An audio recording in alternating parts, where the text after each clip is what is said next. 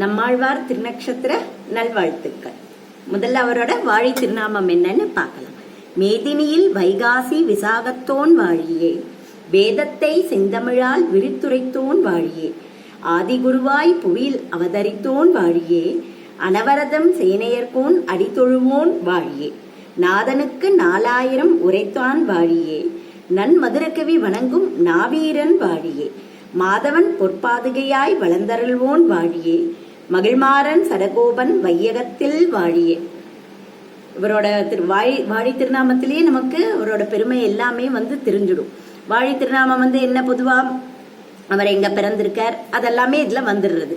நமக்கு அதுபடி என்ன வைகாசி விசாகம் அப்படிங்கிறது வந்துடுத்து, எந்த ஊர்ல பிறந்தாருன்னு வந்துடுத்து, எல்லா முக்கியமான விஷயங்களும் இதுலயே நமக்கு வந்துடும். அதனால நம்ம மற்ற எதை தெரிஞ்சுக்கிறோமோ இல்லையோ, இந்த ஆழ்வார் ஆச்சாரியன் திருநக்ஷத்திரத்து போது அந்த வாழி திருநாமத்தை மட்டுமாவது நம்ம பார்த்து பெருமாள் சன்னதியில சேவிச்சோம்னா நமக்கு எல்லாம் கொஞ்சம் கொஞ்சமா அவளோட என்னென்ன இதுன்னு புரிய ஆரம்பிக்கும். அதனால கண்டிப்பா எல்லாரும் எல்லா வாழி திருநாமத்தையும் மனப்பாடம் பண்ண முடியலனாலும் அட்லீஸ்ட் முதல்ல பார்த்து நம்ம தெரிஞ்சுக்கலாம். இவர் வைகாசி விசாகம் சொல்லியாச்சு இல்லையா. இவர் அவதரிச்சது கலியுகம் தொடங்கி 43வது நாள் நம்மாழ்வாரோட திருவவதாரம். அவரோட அம்மா அப்பா காரி உடையநங்கை. அவ 2 பேரும் ரொம்ப சிறந்த தம்பதியரா வாழ்ந்துட்டு இருக்கா. குழந்தை பேர் இல்லை. அதனால என்ன பண்றா, திருக்குறுங்குடி பெருமாள் கிட்ட போய் வேண்டிக்கிறா. அவர் உங்களுக்கு நல்ல ஒரு குழந்தை உங்களுக்கு கிடைக்கும் அப்படின்னு பெருமாள் கனவுல சொல்ற. அதுக்கேற்ப இவங்க உடையநங்கை கருவுற்று குழந்தையும் பறக்கிறது. விஸ்வக்ஷனரோட அம்சமா இவர் பிறந்திருக்கு. பறக்கும் போது நல்ல பிரகாசமா அழகான குழந்தையா இருக்கு. ஆனா அது என்னன்னா இயற்கைக்கு மாறா இருக்கு. குழந்தை என்ன பண்ணுவோம், பிறந்தா அழும், அடுத்து அம்மாட்ட பால் சாப்பிடும், இதெல்லாம் இருக்கு இல்லையா. ஆனா இந்த குழந்தை எதுவுமே பண்ணல, ஒரு அழுக எதுவுமே இல்லை. இயற்கைக்கு மாறா இருந்ததுனால இந்த குழந்தைக்கு மாறன்னே அவ பேர் வச்சிடுறா. அப்படி இது பண்றா. அது அழவும் இல்லை, ஒன்னும் இல்லை. உடனே என்ன பண்றா, அந்த ஆழ்வார் திருநகரி, அவரோட அவதாரம் ஆழ்வார் திருநகரி. ஆனா பேர் என்னன்னா திருக்குறுகூர் தான் அப்போ பேரு. நம்ம சம்பிரதாயத்துல ஆழ்வான்னா குரத்தாழ்வான குறிக்கும், ஆழ்வார்னா நம்மாழ்வார தான் குறிக்கும். அதனால இவர் பிறந்ததுக்கு அப்புறமா பெற்ற அந்த ஊருக்கு பேரு தான் ஆழ்வார் திருநகரி. அதுக்கு முன்னாடி திருக்குறுகூர் தான். ஆதிபிரான் சந்நிதி அங்க இருக்கு, ரொம்ப விசேஷம். கண்டிப்பா எல்லாரும் ஒரு முறையாவது போய் அங்க பெருமாளை நம்ம சேவிச்சுட்டு வரணும். அவர் விஸ்வக்ஷனரோட அம்சமா பிறந்திருக்காரு. பிறக்கும் போதே என்ன பண்ணிருக்காருன்னா, அவர் இயற்கை ஷடங்கிற வாயு என்னன்னா, நம்ம பிறக்கிறதுக்கு முன்னாடி குழந்தையா வயிற்றுல இருக்கும் இல்லையா, பெருமாள் என்ன பண்ணுவாரா, நமக்கு ஒரு படமாட்டோம் நம்ம முன்னாடி பண்ணின தப்பு எல்லா இதையும் என்னென்ன பண்ணிருக்கோம், கொஞ்சம் ஐயோ இத்தனை பிறவியை நான் வேஸ்ட் ஆக்கிட்டேனா அப்படின்னு அந்த குழந்தை வயிற்றுக்குள்ள நினைச்சுக்குமா. சரி, நான் இந்த பிறவியை வேஸ்டாவே ஆக்க மாட்டேன், கண்டிப்பா உன்னை அடைஞ்சிடுவேன் அப்படின்னு நினைச்சுட்டு இருக்கோம். ஆனா பிறக்கிற நேரத்துல என்ன ஆகும், அந்த ஷடங்கிற வாயு மறைச்சிடுமா. திருப்பி பழையபடி இதே வாழ்க்கை என்னென்ன இதுவோ நினைச்சபடி வாழ்ந்துட்டு இருக்கும். ஆனா இவர் பிறக்கும் போதே என்னன்னா ஷடங்கிற வாயுவை எதிர்த்து போராடி பறந்திருக்காரு. அதனாலதான் அவர் இயற்கைக்கு மாறா மற்ற குழந்தையுமே இல்லாம இதுவா இருந்திருக்காரு. அதனாலயே அவருக்கு பேரு ஷடஜித், ஷடகோபன். அதை எதிர்த்து கோபத்தோட இது பண்ணறதுனால எல்லாம் பேரு. பெருமாளோட சடாரி தலையில வைக்கிறோம் இல்லையா, அது நம்மாழ்வாரோட இதுதான். நம்மாழ்வாருக்கு கோவில்ல தலையில வைக்கிற இதற்கு பேரு என்னன்னா ராமானுஜர். இங்க பொதுவா பெருமாள் சன்னதி எல்லாத்துலயும் வைக்கிறதுக்கு சடாரி வாங்கிக்கோங்கன்னு சொல்லுவா இல்லையா, நம்ம கை கூப்பி இது பண்றோம் இல்லையா. அவரோட சம்பந்தம் நமக்கு கிடைச்சாலே கண்டிப்பா எல்லாருக்கும் மோட்சம். பிரபன்னஜன கூட்டஸ்தரவர். அதனால கண்டிப்பா அவரோட இது. இவர் என்ன பிறந்து இப்படி பண்றா, உடனே இவ என்ன பண்றா, இயற்கைக்கு மாற அந்த குழந்தை இருக்கேன்ட்டு அந்த இடத்துக்கிட்டே விட்டுடுறா. ஆதிநாதர் இதுல அந்த புளியமரம் திருவனந்தாழ்வானே ஆதிசேஷனே நம்மாழ்வாரை பார்க்கணுங்கிறதுக்காக மரமா இருந்திருக்கார் அப்படின்னு சொல்லுவான். அவர் அங்க இருக்கார். அங்க அப்படி இருக்கும்போது இவருக்கு ஒரு பொன்னாலான தொட்டில் கட்டி விட்டுட்டா அப்படின்னு சொல்லுவா. இவர் நேர தவழ்ந்து போய் அந்த மரத்து அடியில பத்மாசனத்துல குழந்தையா இருக்கிறச்சியே போய் அமர்ந்துட்டு இருப்பா.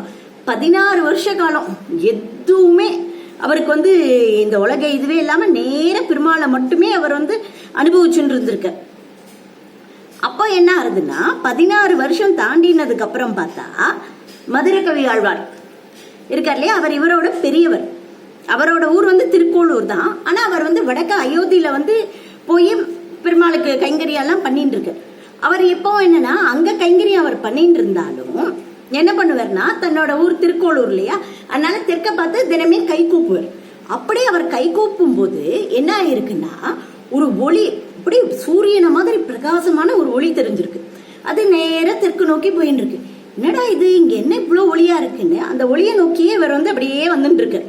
யாரு? மதுரகவி ஆழ்வார். அவர் அப்படியே வந்துட்டே இருக்கும்போது என்ன ஆகுதுன்னா அந்த ஒளி நேர வந்து ஆழ்வார் திருநகரியில திருக்குறுகூர்ல வந்து சேர்ந்துருது. இந்த குழந்தை நம்மாழ்வார் அங்க இதுவா இருக்கார் இல்லையா, அந்த இடத்துல இருக்கு. ஓஹோ, இதான் அதிசயமா நமக்கு காட்டி கொடுத்துருக்கா அப்படின்னு இங்க வர வந்துட்டு இந்த குழந்தை வந்து நம்மாழ்வார், அப்ப பேர் நம்மாழ்வார்னு இல்ல, அவர் அப்படியே இதுல உட்காந்துருக்காரு இல்லையா தியானத்துல. அவரை தெரியுமா, அவருக்கு சத்தம் எல்லாம் கேட்கறதான்னு பார்க்க ஒரு கல்லை தூக்கி விட்டாரு. உடனே அது வரைக்கும் வந்து அவர் கண்ணையே திறந்து பார்க்கல யாரையும். ஆனா இப்ப வந்து பெருமாளோட சங்கல்பம் இவரை இது பண்ணணுங்கிறதுனாலயா என்னன்னு அவர் அப்ப கண்ணை திறந்துரு, கண்ணை திறந்து இவரை பாக்குறாரு. பார்த்த உடனே சரி, இந்த குழந்தைக்கு இந்த இது காதெல்லாம் கேட்கறது, ஆனா ஞானம் எப்படி இருக்கு அதை தெரிஞ்சுக்கணும். அதுக்காக அவர் என்ன பண்றாருன்னா ஒரு கேள்வி கேட்கிறாரு. செத்ததின் வயிற்றில் சிறியது பிறந்தால் எத்தை தின்று எங்கே கிடக்கும் அப்படின்னு ஒரு கேள்வி. உடனே என்னன்னா அந்த குழந்தை வந்து நம்மாழ்வார், அத்தை தின்று அங்கே கிடக்கும். இதுக்கு நிறைய அர்த்தம் இருக்கு, ஒரு முறை நம்ம விளக்கமா பார்க்கலாம். பொதுவா என்னன்னா ஜீவாத்மா, இந்த அழியற இந்த உடம்புக்குள்ள இருக்கிற ஜீவாத்மா என்ன இது பண்ணும் அப்படிங்கிற மாதிரி அர்த்தத்துல அவர் வந்து இங்க உள்ள இருக்கிற இதுலயே வந்து அத்தை தின்று அங்கே கிடக்கும் அப்படின்னு ஷார்ட்டா சொல்றோமா, இதுலயும் சொல்லிக்கலாம். இல்லைன்னா இந்த உடம்புக்குள்ள இருக்கிற ஜீவாத்மா இந்த சிறிய ஒளி கிடைச்சிருந்தா, சிறியதுங்கிறதுல கிடைச்சிருந்ததுன்னா அது வந்து பெருமாளையே நம்பி அந்த ஒளி அவரையே சரணடைஞ்சு வருங்கிற மாதிரி அர்த்தமாவும் எடுத்துக்கலாம். இது நம்ம ரொம்ப டீப்பா போக வேண்டாம், ஜஸ்ட் அந்த கேள்வியோட பதிலா மட்டும் நம்ம பார்த்துடலாம். அப்படி அவர் சொன்ன உடனே இவர் தான் அந்த கேள்வி வந்து இவருக்கு நம்மாழ்வாருக்கு புரிஞ்சிருக்கு, பதில் மதுரகவி ஆழ்வாருக்கு புரிஞ்சிருக்கு. நமக்கு அது புரியணும், சரியான முறையில புரிய நம்ம நிறைய பயிற்சி எடுத்துக்கணும். அதனால உடனே இவர் என்ன பண்றாரு, அந்த கேள்விக்கு இவர் சொன்ன பதில புரிஞ்சுட்ட உடனே அவரை கீழே விழுந்து சேவிச்சு நீங்க தான் எனக்கு ஆச்சாரியன்னு எடுத்துட்டார். மதுரகவி ஆழ்வார மாதிரி ஆச்சார நிஷ்டை யாருமே கிடையாது, பெருமாள் கூட வேண்டான்றவர். அவர் இயற்றின கண்ணினுன் சிறுத்தாம்புல பார்த்தீங்கன்னா முழுக்க 11 பாடல் தான். ஆனா முழுக்க முழுக்க முழுக்க இவரை பத்தி மட்டும்தான், நம்மாழ்வாரை பத்தி மட்டும்தான். நம்மாழ்வார் சொன்னார்னா நான் பெருமாள் ஓகே, அது மாதிரி அவ்வளோ இதுவா இது பண்ணியிருக்காரு 11 இது. அப்புறமா தான் மீதி 16 வருஷ காலம் வந்து சிலர் 35ன்னு சொல்ற, 32 தான் மோஸ்ட்லி எல்லா இடத்துலயும் குறிப்பிட்டிருக்கு. அதுல வந்து பெருமாளோட அனுபவத்தை 36 திவ்ய தேச பெருமாள் வந்து என்ன பண்ணிருக்காரு, இவருக்கு வந்து அவர் இருந்த அந்த புளிய மரத்தடியிலேயே இருந்திருக்காரு. அதனால அங்கேயும் இன்னும் பார்த்தா அங்கேயே அந்த 36 திவ்ய தேச பெருமாளோட இதெல்லாமும் அங்க இருக்கும், பார்த்தாலே நமக்கு தெரியும். அப்புறம் வந்து இவர் பாடியிருக்காரு இல்லையா, இவர் என்னன்னா அந்த பெருமாள் அனுபவத்துல மூழ்கி என்ன ஆயிடுவார், நம்மாழ்வார் அப்படியே மயங்கி விழுந்துடுவார். அதனால இவர் என்ன பண்ணுவார், அவரை மயக்கத்தை தெளிவிச்சு மதுரகவி ஆழ்வார் கொஞ்சம் கொஞ்சமா இது அவரை அடுத்து தெளிய வச்சு அடுத்த பாசுரத்தை வாங்குவார். இவர் தான் எல்லா பாசுரங்களையும் சேர்த்து இது பண்ணியிருக்கார். நம்மாழ்வாரோட மறைவுக்கு பின்னாடி இவர் என்ன பண்ணிட்டாருன்னா அவரை எல்லாரும் போட்டு இது பண்ணணும்னு அவரோட விக்கிரகத்தெல்லாம் ஏற்பாடு பண்ணி எல்லாம் பண்ணினார். அதுல அந்த தமிழ்ச்சங்க பலகையில வந்து இவர் என்ன பெருமாளா என்ன இவருக்கு எதுக்கு அப்படின்லாம் மற்றவெல்லாம் சொல்றதெல்லாம் எல்லாரும் எதிர்த்திருக்கா. அப்ப இவர் எழுதின கண்ணன் கழலினை அப்படின்னு தொடங்குற அந்த ஒரு 4 அந்த வரி இதை வச்ச உடனே சங்கப்பலகை வந்து மத்த எல்லாத்தையும் தள்ளி விட்டு இவரோட ஏத்துன்னு இருக்கான். அதுக்கப்புறம் தான் மத்தவா எல்லாருமே இவரை என்ன பண்ணிருக்கா ஒத்துன்னு இருக்கான்னு சொல்லுவா. அது மாதிரி இவருக்கு ரொம்ப வந்து ஏற்றம் அதிகம். அப்புறம் வந்து இந்த இது சொல்லியாச்சு இல்லையா. அப்புறம் பிரபஞ்சன கூட்டஸ்தர், அதான் இவர் தான் வந்து தலைவர் எல்லாத்துக்குமே ஆழ்வார்களுக்கு. ஏன்னா மத்தவாள்லாம் வந்து என்னன்னா கொஞ்ச காலம் வாழ்ந்து அப்புறமா பெருமாளோட அருள்னால வந்து எல்லாம் தெளியப்பட்டுறான்னு. ஆனா இவர் அப்படி கிடையவே கிடையாது. பறக்கும் போதே அந்த சடங்கிற வாயுவை எதிர்த்து வந்ததுனால இவர் தான் பிரபஞ்சன கூட்டஸ்தர், எல்லாருக்கும் வந்து இவர் தான் தலைவர் அப்படின்ட்டு சொல்றது வழக்கம். மத்த ஆழ்வார்கள்லாம் என்னன்னா இவரோட உடம்புல வந்து அவயங்களா ஒவ்வொரு இதுவா இருக்கா. என்ன பூதம் சரஸ்ட மகதாக்வய பட்டநாத எல்லாருக்கும் தெரிஞ்சிருக்கும். பக்திசார குலசேகர யோகிவாகான் பக்தாங்கிரேனும் பரகால இதீந்திரமிஸ்டான் ஸ்ரீமத் ததங்கிரிகுலம் பிரணமாமி மூர்தனான். மற்ற இவெல்லாம் பூதத்தாழ்வார் அவெல்லாம் வந்து தலையா இருக்கிறதாவும், அப்படி மற்ற சில ஆழ்வார் 2 ஆழ்வார் வந்து கண்ணு தோல் அப்படி வரிசையா இதோட அர்த்தத்தை வந்து இன்னொரு நாள் விளக்கமா சொல்லலாம். அப்படி எல்லாரும் இருக்கிறதா வந்து ஐதீகம். அதனால இவர் தான் வந்து எல்லாத்துக்கும் வந்து தலைவர். இவருக்கு குழந்தை முனின்னு பேரு உண்டு. மொத்தம் இவருக்கு 35 பேர் இருக்கு. இவர் சேனை முதலியார் தான் இவரோட குரு.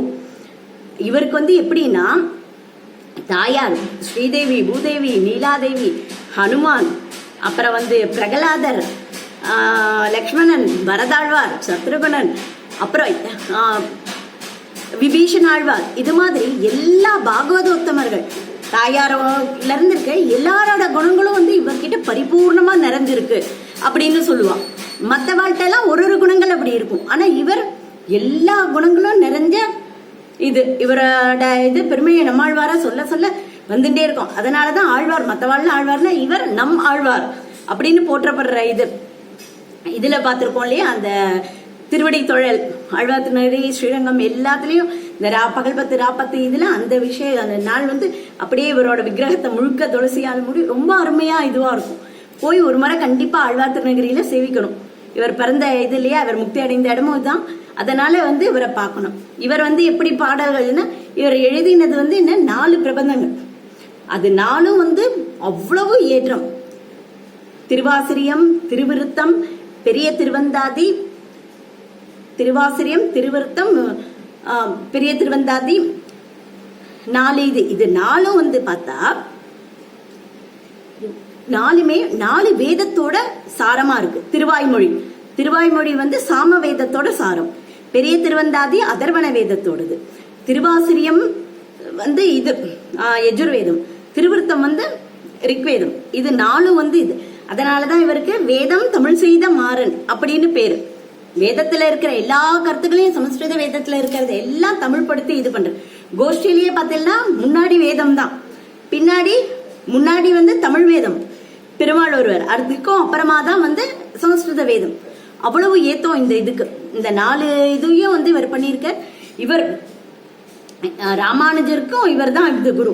ராமானுஜர் ஸ்ரீபாஷ்யம் இதுக்கு வந்து என்னென்ன அர்த்தம் ஏதாவது ஒரு இடங்கள்ல வந்து சந்தேகம் இருந்தாலும் இவரோட திருவாய்மொழி இதை தான் வச்சு அதுக்கான அர்த்தங்கள் எல்லாம் வந்து சரியா எல்லா இடத்துக்கும் நிறுவை பண்றதெல்லாம் கருத்துக்கெல்லாம் இது வந்து ஆதாரம் இதுல இருந்து எடுத்துட்டு இருக்காங்க.